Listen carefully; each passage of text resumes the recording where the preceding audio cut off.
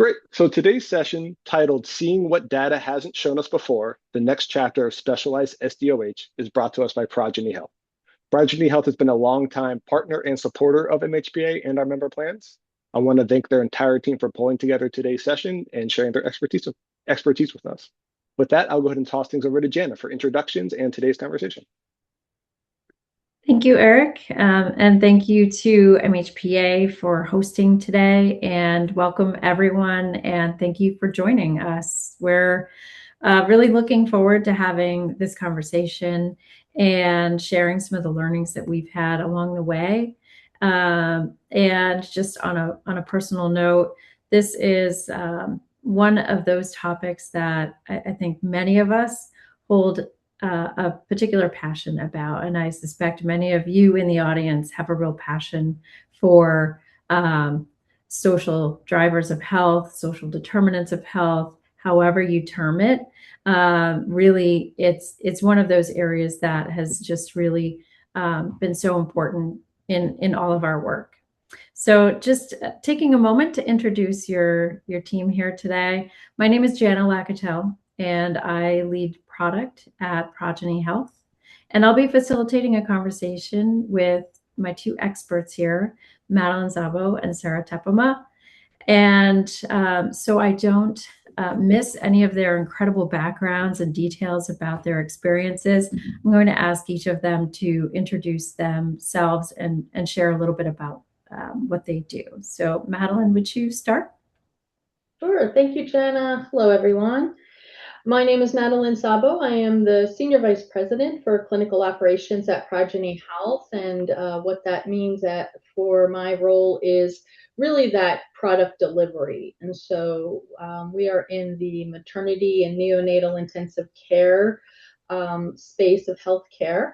And I am an RN. I started my career in pediatric orthopedics at Shriners Hospitals, where really it was inpatient rehab. And so very much about whole person discharge planning, all of that, which really helped me really set the groundwork for my career then in case management, utilization management, and what we're talking about today. Social determinants have been really part of healthcare in my world anyway for many, many years.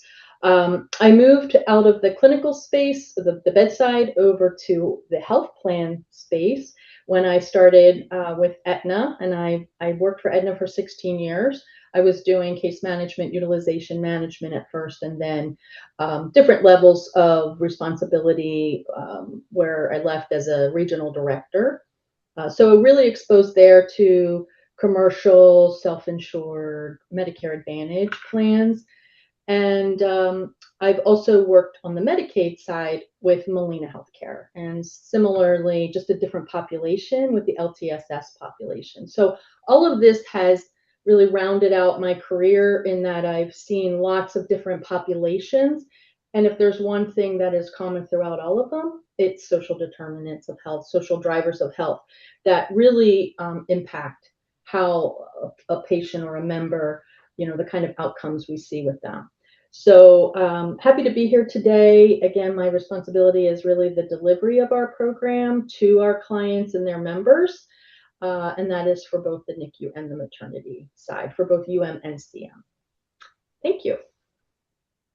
And Sarah? Hey everyone, I'm Sarah Tepema. I'm a consulting actuary, and I've been doing a lot of work with Progeny Health over the last several months, helping to value the social determinants interventions that Progeny Health brings to its patients. And my background is as a consulting actuary and also extensive experience in women's health, maternal health.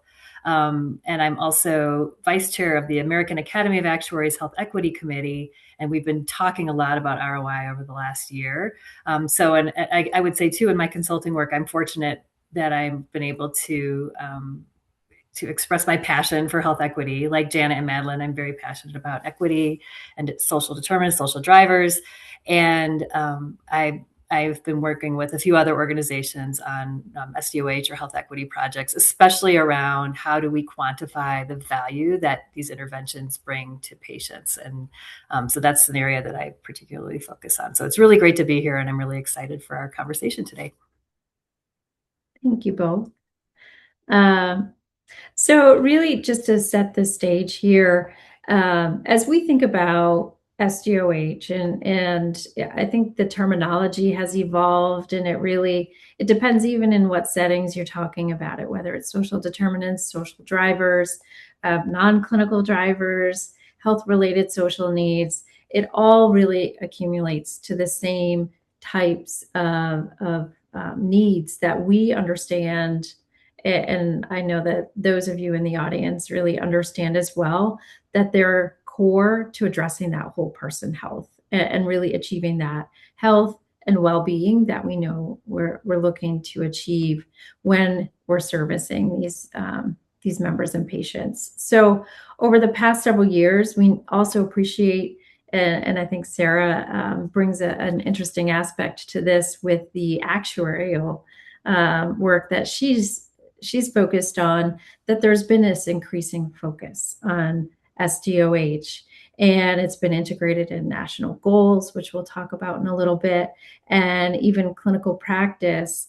But there may not have been as much traction as we've been looking for in documenting some of the data in order to measure that true value of SDoH, and therefore some progress has been made, but potentially not as much as could be, as we look at both deepening our understanding of what those social needs are, and then quantifying the value of those needs, and how intervention can not only drive improved health outcomes and well-being, but it can also deliver more economic value as well. So we'll touch on all of that in our conversation here today. Madeline touched on this a little bit, and you're seeing some information about Progeny Health. But before we dive into the work we do specific to SDoH, it's helpful just to understand who we serve. And so Progeny Health works with health plans on their Medicaid populations across the country to support women, babies, and families and caregivers through the pregnancy, postpartum, and parenting journey. And we also provide specialized support for families and caregivers when an infant is admitted to the neonatal intensive care unit, or NICU. And so really, we are serving women, families, and infants within our population. So a very specific population. And throughout our 20 plus years of doing this work, we have been committed to whole person support and infused SDoH in the work that we do. And we've generated significant amounts of data and applied those learnings that we're going to get right into how we think about building out applications, programming, screenings, reporting, staffing, training, all of those different elements that go into our delivery to make sure that we're really specializing in this area to make sure that we're also driving impact. And so we're going to then really get into the agenda for today, just really making sure that we're first grounding in what do we mean when we say that we have shifted from traditional to specialized SDoH. That has really been a core shift in how we think about these social drivers, and then how we've really built every single wraparound capability and service through that lens, and then shifting from acquiring data and accumulating that data, which may even be across multiple systems and platforms. It's often distributed across different programs. How do we harness that data and translate that into decisions? And then we'll close out in how do we then take those decisions and then move into insights and demonstrate clinical and economic value. And Jana, if I can just interrupt 1 second, say, as we're talking through all of this, of course, we're coming from the progeny health lens of maternal and NICU care, but these principles, I think, apply to really any condition or any specialty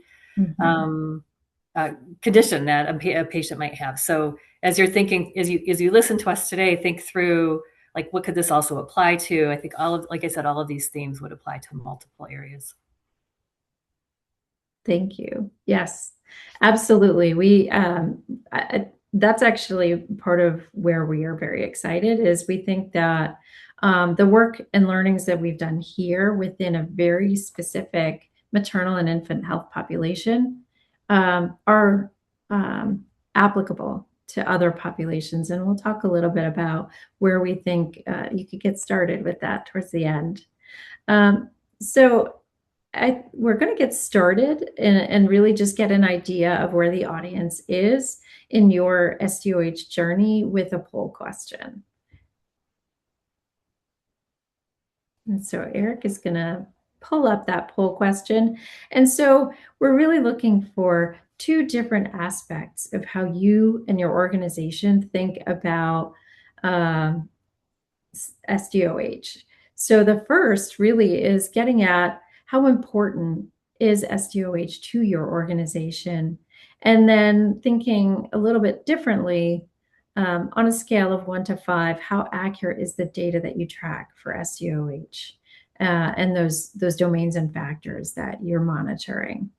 And so we'll give it a minute for people to respond, but often we understand that SDoH is valued and a focus area for those for organizations, but there may be a disconnect or some disparities in how those services are funded, how they are then built. They may be distributed across multiple local community organizations. So really curious to see how this plays out.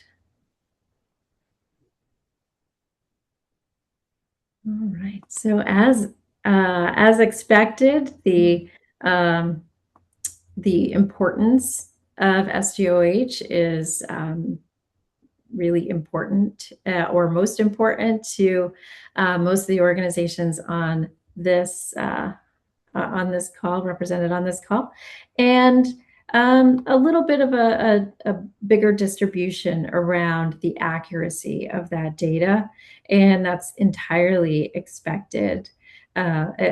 Madeline or Sarah, any comments, any surprises coming out of this data? I would just say the difference between the two. So it's more important than the data is accurate, but not too much, which is good. But I do see a little bit of a difference in those two areas. Mm-hmm. Agree, and I think that's sort of what we saw as well as we started working on our enhancement project, and our goal is that by doing that, moving to a specialized, that our data will be much more accurate and rich. And we'll talk about that today, about how we can then use that data to enhance our programs, to help our health plan partners enhance their programs, et cetera. So I think, yeah, we were sort of in the same place with the accuracy of the data. And Madeline, that's a great place to transition into some of the work that we did, and really would love to have you start out by sharing a little bit about the SDoH journey we've been on and how we've transformed the approach. Sure. So I'm not sure. I'm hoping that the audience is familiar, and if you're not, I'll give a quick highlight on Healthy People 2030. Used to be Healthy People 2020, and social determinants of health has always been, I would say, a framework in that organization, and that is what we based our social determinant of health framework on back when we first integrated social determinants of health into our platform, which is the application that our staff uses to document and manage really the social determinant piece of a member's care. And what you see here on the wheel is really the different, they're called domains. These are the categories by which certain areas of social impact fall. And it's really just a framework for categorization. What you're seeing now is the updated version of 2030. And what I will say from our perspective as an organization that comes at this from a specialty population management perspective, and that it's maternal health and infant health, is that this framework works well for, it's very generalized. So lots of different organizations can use it in ways that will help to identify the different areas. And while it's definitely been an effort to really capture all of this, there's always a place for where you kind of hit that ceiling, right? And now it's what we've decided to do is take it to the next step. And so this is, again, very episodic. It's very broad and vague. Not that it doesn't work for lots of organizations, and I'm glad that it does. We just felt that it needed a bit more enhancement so that we had a more comprehensive view of what those needs were for the members that we serve. So I can give you some examples of how we've enhanced this. So for example, if you think about, let's use access to care, because that one's a good one. They're all good, but access to care is a really fun one to play with. So in the old structure, access to care was really thinking about getting a member in to see a care provider, right? Maybe they may have had a transportation issue, or they didn't have a PCP, primary care physician assigned, and so the goal was to get that assignment and get that member seen. Well, in our space, that we may have a member that has access, right? They have an OBGYN in the instance of maternal health, but we had a case where a woman was referred to our program, and she had some prenatal care, but she had some behavioral health overlays, which showed up as trauma for her. And her female provider in the practice she was seeing left the practice, and now she only had a male provider. So where this showed up is she stopped going for her prenatal care. So we've added for health and healthcare access, not only do we have access to physician services, but for our population, have they had, good prenatal care? Do we have specialists who can, that we have access to for neonatal intensive care follow-up, right? Do they know how to get to those providers? And so in that instance of the maternal health example, my case management team had to go through 13 different practices before they found one where we could get the member seen and restart her prenatal care. So yes, she had access. She had an assigned OBGYN, but she wasn't going. So in my opinion, that doesn't really solve that problem, right? That doesn't really totally solve the access issue. So that's what I mean when I say that we've expanded and specialized on this. We've moved some things around in these categories, and we've also added some other areas. So, and we can get into some more examples maybe as we go along. Yeah, and maybe we cut the slides for a moment and just have that conversation around some of that work. How did you get into some of those insights, Madeline? For example, even thinking about some of the work that your team does in anticipation of some different weather events and things like that, because that was not a traditional focus area in the domains and factors, but it can have such an impact on vulnerable populations. Sure. Yeah, weather is definitely one that was not included. We added that as a factor under neighborhood and environment. And the way we manage that is our high risk maternity members and our high risk neonatal babies that we're managing automatically priority one get outreach in advance when we know of a weather event in advance. So you know about snowstorms coming and hurricanes coming.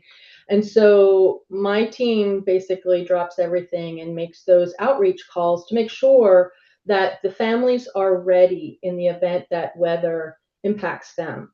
And for maternity, it's like, do you have a plan to be able to, if you go into labor, to get to where you're going to deliver? Do you have childcare? Does the person who's going to support you, if you have other children, can they get to you? You know, those sorts of things. Do you need to maybe relocate for a while until the urgency of the weather event is over? For the neonatal intensive care, we have many children who are at home on electric dependent DME, durable medical equipment, so pumps and oxygen. And so it's important that there's a backup plan. If they don't have generators, does the local fire department know about this family? So really a safety plan in place. And that's what really those calls are all about. We automatically do this when we're just case managing in general.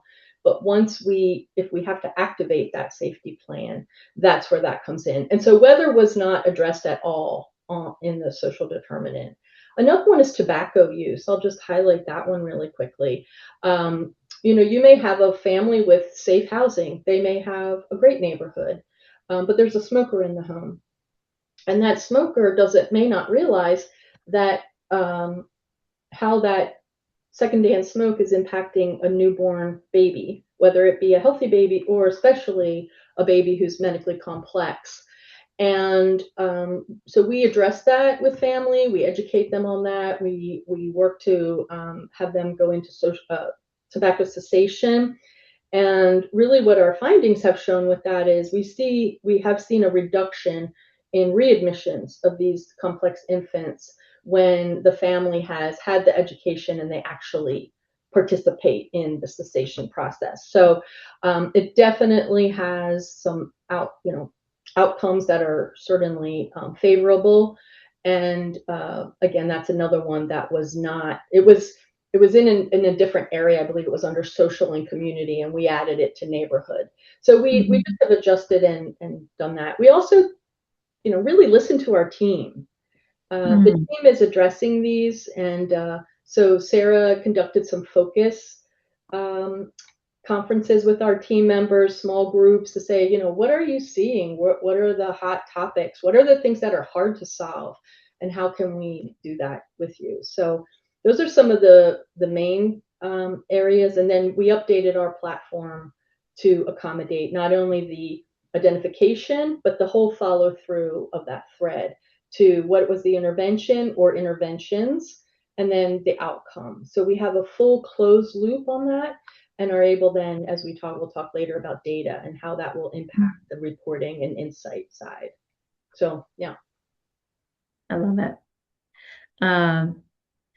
Well, I think so. We have another poll question that goes right into these topics here, and you may see some very familiar traditional social determinants, social driver of health topics. So these are some of the different areas that your organizations may be focused on, and what are those top challenges for your members. And these really do vary based on populations served, where you are within the country, which counties you're serving. So certainly a variety of needs across the country that we're supporting, and that you all are supporting within your services.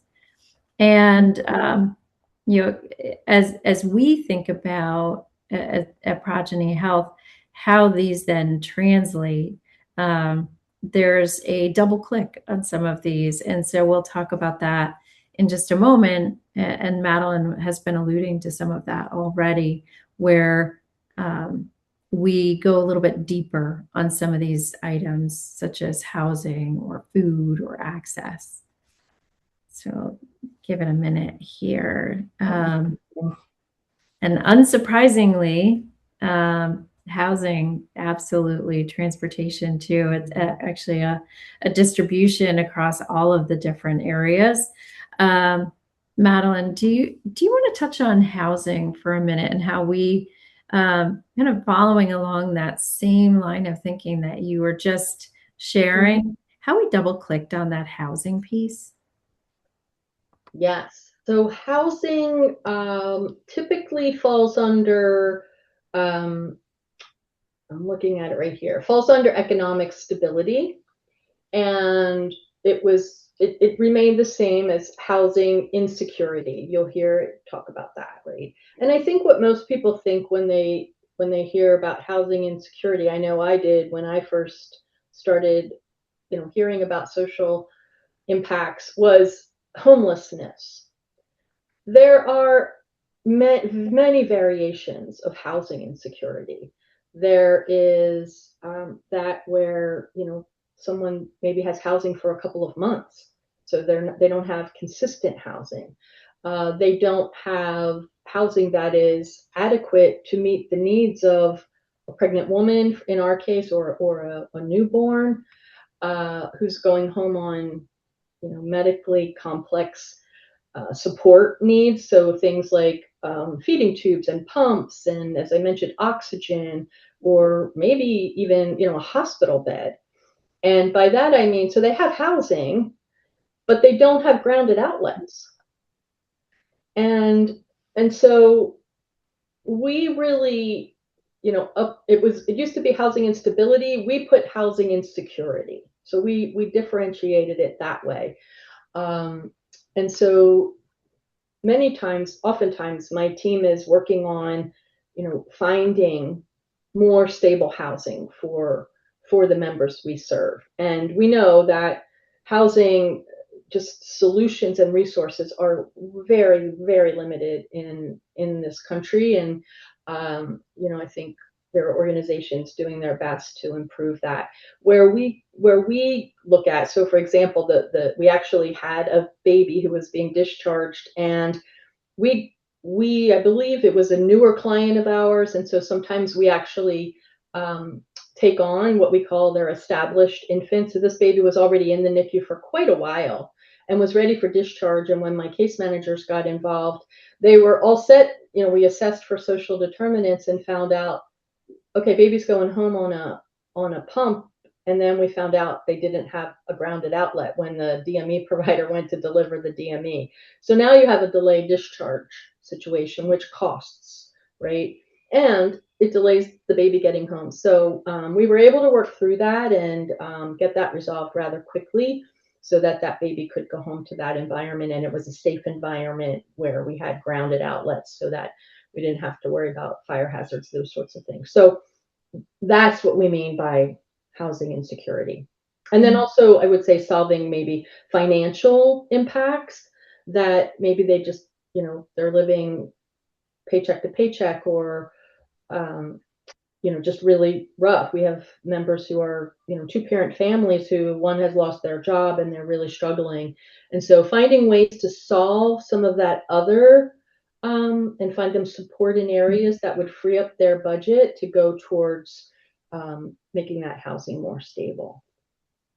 And I'll just chime in. That was a big aha for me when we were interviewing your team, Madeline. Was number one, the housing issue is that the fact that ranked highly among the poll is consistent with what your team was saying, but also that sometimes it's just remediation. It's not like entirely finding a new place to live. It's right. Like the grounded outlet, and the kind of, sometimes it's a little, if you dig in a little bit and you establish that relationship, like your team does a wonderful job doing, you really get at what's the real issue here. So, sometimes it's a pretty easy fix. And I think about the example of, in asthma, air conditioners can make a huge difference, and they're not expensive, and it's a pretty easy way. So it's like, kind of a parallel sort of story there. And then the other thing that struck me when I talked to your team was some of the things that seem kind of minor to a lot of us are a big deal. So just things like affording diapers and a stroller and a car seat. And, a lot of the plans have programs for these things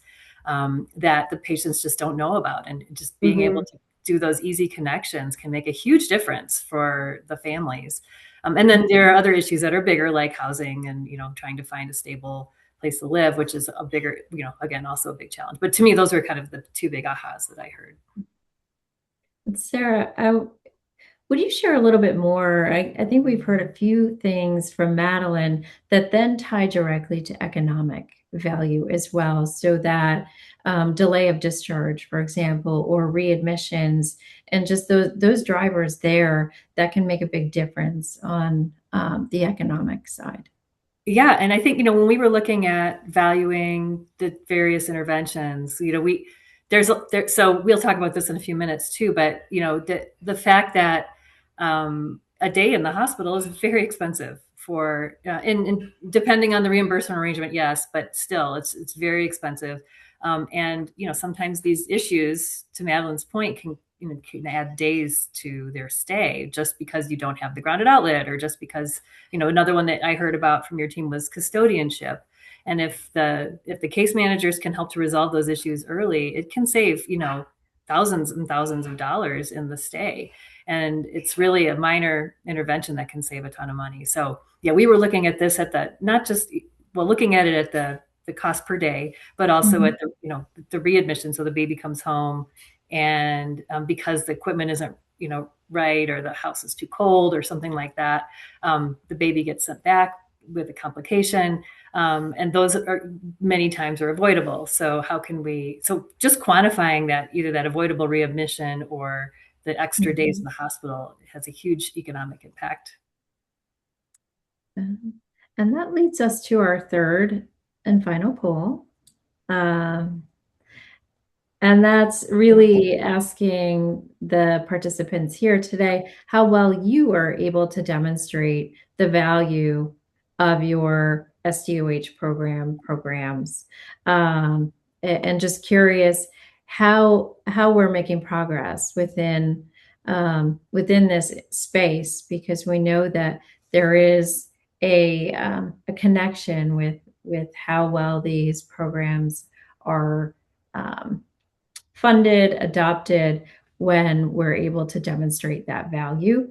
And then we'll talk a little bit deeper about that. But and then Sarah, as we progress, I'll have you talk a little bit more about how we define and quantify that value, because the definitions, as we get into more specialized SDoH, needed to change, and how we even really thought about that needed to change. Yeah. Great.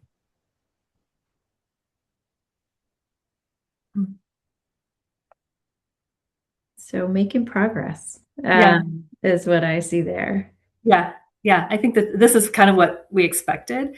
I'm glad to see there's quite a few that have comprehensively, because I think I've seen this with other clients and other payers. Typically it's challenging to do it as comprehensively as you like. And the more data you have, the better it is, obviously, to do that. So I think this is really interesting. And we'll talk in the next couple section a little bit more about this and how to value. So maybe we can just continue there and provide an example, which is in maternal health. So kind of further specializing, Progeny Health, as we talked about earlier, has quite a bit of range in the life cycle of the family. But when we talk about maternal health, we talk about mental health a lot. And this is no surprise. I mean, everyone's talking about maternal mental health. The incidence and prevalence rate is increasing every year. I've seen this in my work in maternal health quite a bit. And what we also see is that a maternal health episode that includes a mental health diagnosis can be upwards of 30 to 40% higher than an average episode. It's really significant. So I think that has to do with not only just treatment for that disorder, but comorbidities, and there's so much that goes on. And I just think about my personal experience where with my parents who had mental health issues and how much it exacerbated their other chronic conditions. And it's just something that I think finally is getting a lot of attention and needs to get a lot of attention. So we think about mental health as a driver, a social driver of health. And you can set it aside and put it in its own category, or you can include it. We chose to include it. But one of the things I think that an intervention like Progeny Health does is establishes that trust, which is huge when you intertwine it with mental health.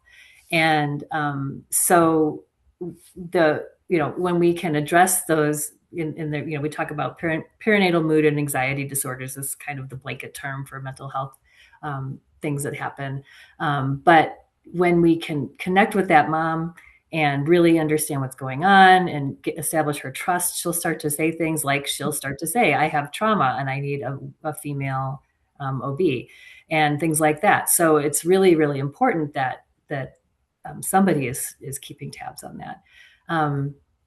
And then I'll talk a bit more about the studies that we've incorporated into our economic modeling, but we did do a fair amount of economic modeling. And so we'll get to that in the next slide, but I just want to give a couple other thoughts, and Madeline and Jana, please feel free to chime in.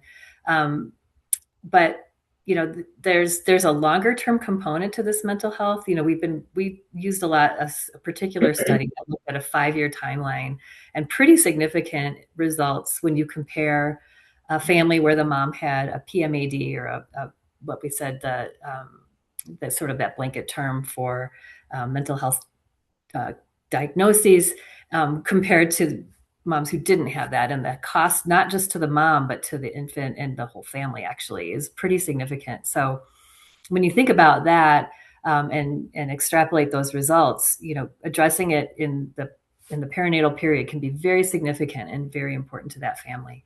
And then the other thing to think about is, if you're looking at just the short-term costs, you're missing, there's a lot of utilization that you want to see in that short term. You want to see higher behavioral health visits. You want to see higher postnatal care. You want to see other particular, other ancillary services that might be important to that mom. And so if you only look at sort of that year following, you may miss the long-term benefits of addressing a mental health episode early.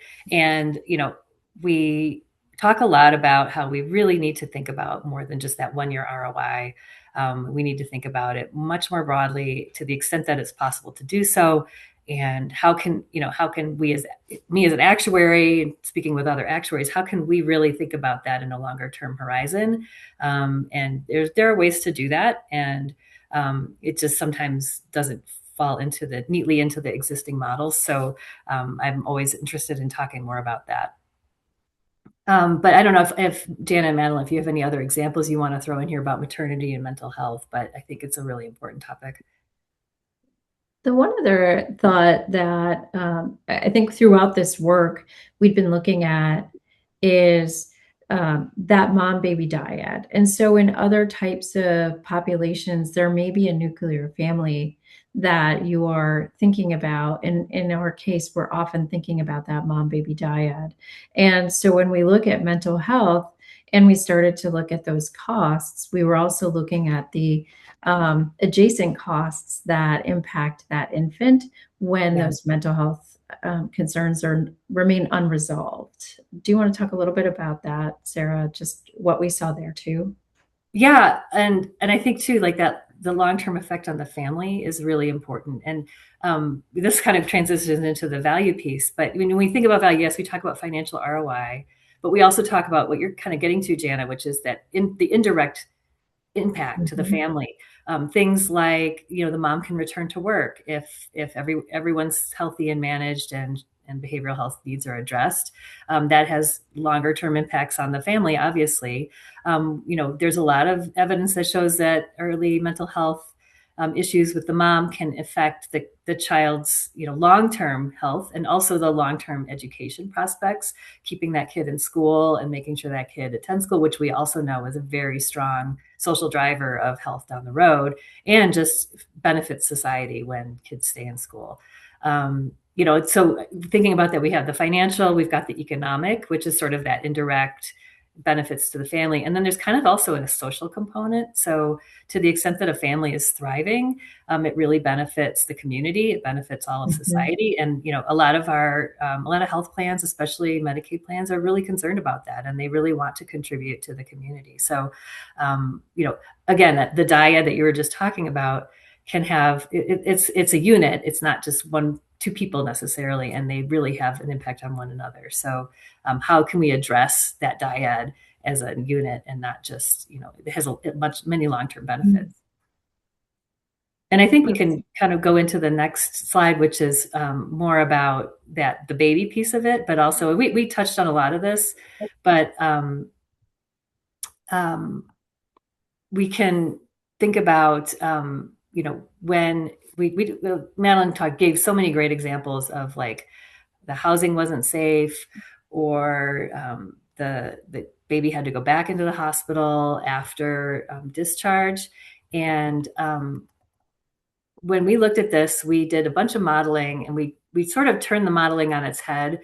Instead of saying, what's the ROI here? We said, well, what if we could save 1 day of a hospital stay? What if we could shorten it by 1 day? And, for the Medicaid population, for the Progeny Health patients, it's something like $1,500 a day.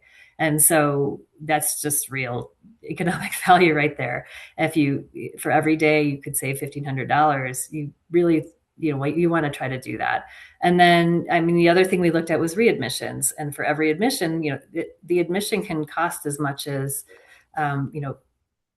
well, an episode can cost something like $30,000, but really like a readmission tends to be more like about 10,000 ish for a Medicaid population. And so that, again, real money and real value. And it's really simply just addressing a social need early that can really help that. So anyway, and Madeline, you gave so many great examples earlier. I'm not sure if you have any others, but if you wanted to chime in with any more, that would be great.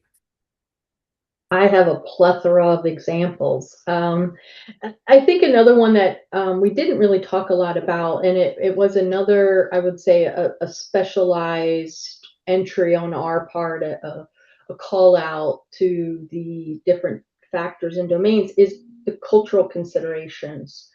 And we see this show up in NICU, in maternity as well, but for discharge planning, right? We have babies who need to have parent teaching.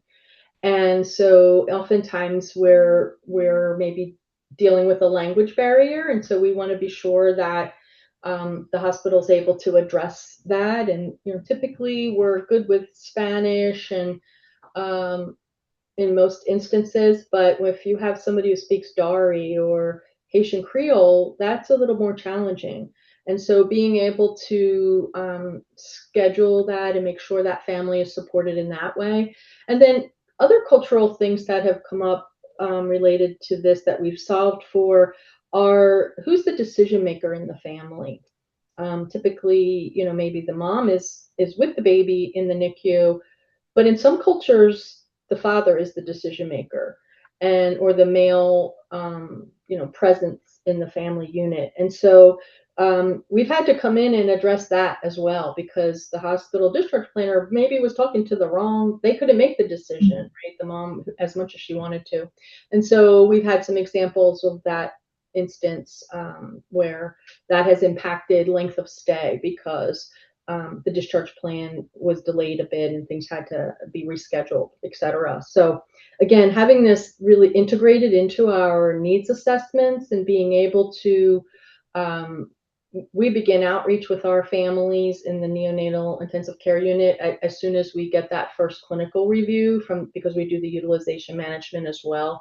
And so being able to partner that way and assess these families early really helps us support the hospital discharge planners in their as they're pulling that plan together, and make sure we have a really safe transition, because that's when things can go wrong in that first 7 days after discharge or so, is when you typically 7 to 14 see that readmission, because the plan was a little bit, maybe had a couple holes in it. So, and I think back to the maternity, the mental health conversation, just want to add that, when you talk about behavioral health and someone's mental health status, sometimes we think of like the big hitters, right? Bipolar, or what we see is a lot of anxiety and loneliness. It can be very isolating in the specialty of what we manage, and so being able to address that with a family. Anxiety can show up in so many different ways in terms of those infants. Failure to thrive, not keeping PCP appointments. Again, they may have access, but there's an underlying anxiety that is causing, mom doesn't want to take baby out, baby's is so fragile. All of those sorts of things that we really try and tease out, and again, through building that trust with our families, to address that, so that we're really getting to that outcome that we're all hoping for, which is mom is getting her needs addressed, as well as infant is progressing. Amazing. And I did see a question in the chat, just even, and Madeline, I think you talked a little bit about this earlier, just around custodianship and foster care. And that's certainly something that, again, is not necessarily an itemized social risk, and it's not a factor within that Healthy People 2030 framework, but certainly can cause stress, anxiety, delay in discharge. So just that's something that. Yeah, and I'm really proud of my team in that they come at this from an advocacy perspective. Our job is to advocate for that family and that mother, and whether it's our maternity member or a family with a neonatal baby, and they're struggling with something else, right? That causes some possible risk to being able to take that infant home. And so I saw the question, if we work directly with foster care and children and youth services, and yes, we do.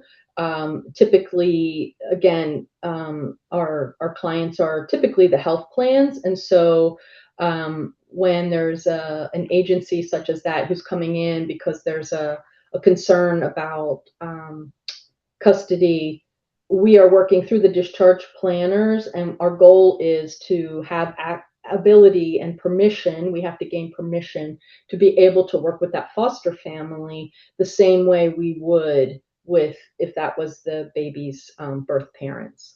So it's really, our goal is that infant, and making sure that the services we provide and the support we provide is available, and make sure that infant is safe, etc.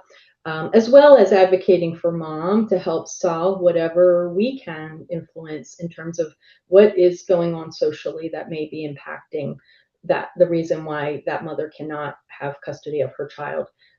Right away, many people, you think of substance use, right? Maybe it's just not safe for that baby to be in that environment.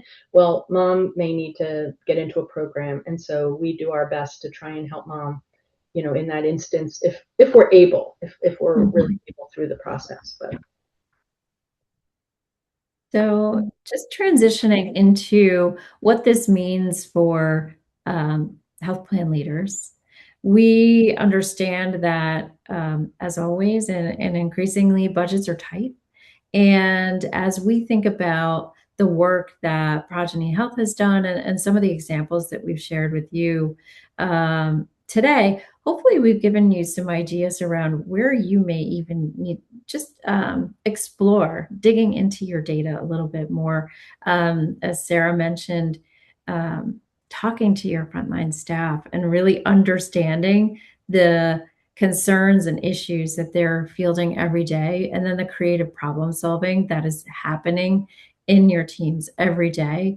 And how do you document that and then associate some of those indirect and direct health outcomes as well as economic improvements to be able to demonstrate the true value there.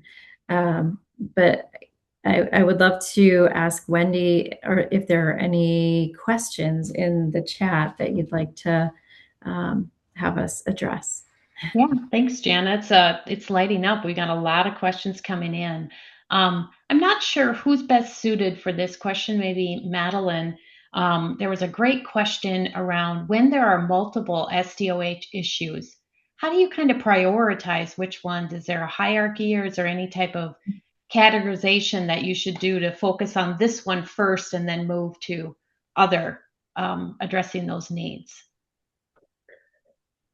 I would say yes, there's the prioritization from a clinical perspective is safety first. So as well as, what is the current need? What is the most important thing in that hierarchy of needs? So is that mom or that infant safe? Do we need to get services in place because they don't have any heat in their home? Is it baby's experiencing some signs and symptoms of something that needs, really medical review? Access. Let's get that transportation set up.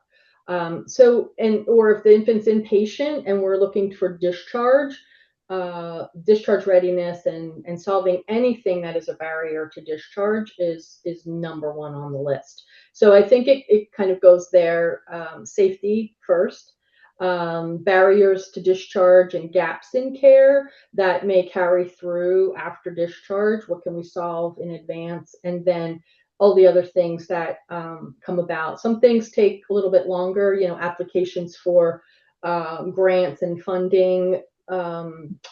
We get early intervention.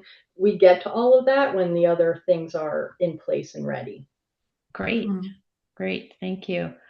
One question, maybe Jana, for you from a product angle. This is around resources. So, just thinking about when there's a need that's been identified, it can be challenging sometimes to find resources. So do you have any secret to finding those resources? And maybe they're not all something that costs money.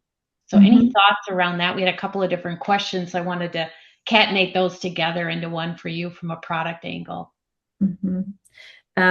Yes. So I think there's a multi-pronged strategy that we have implemented around that, and also built in some of those tracking mechanisms in our applications, so we can better understand and really even heat map where do you maybe have those needs. So sometimes those needs are very geocentric, and sometimes they're more broad.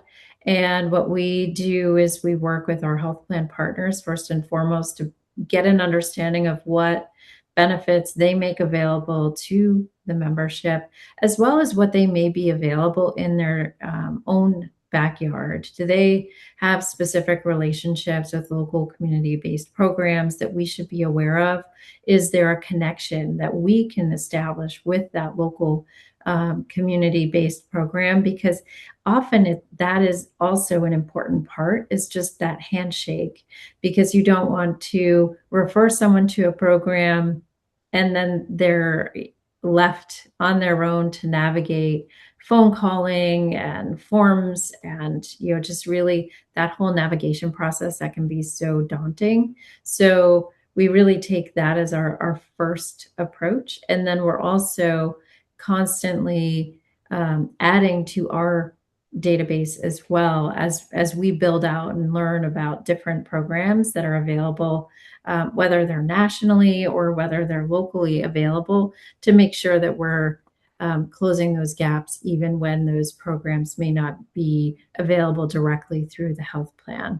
And then Madeline, you may want to just share an example or two around how those tie into, say, our specialized SDoH approach, because some of those services and programs are extremely specialized in and of themselves. Yes, there are quite a few community-based organizations that are focused specifically on, especially in our neonatal intensive care space. And so we build strong relationships with those organizations. They know us, we know them. We know that they come through for us when we need something.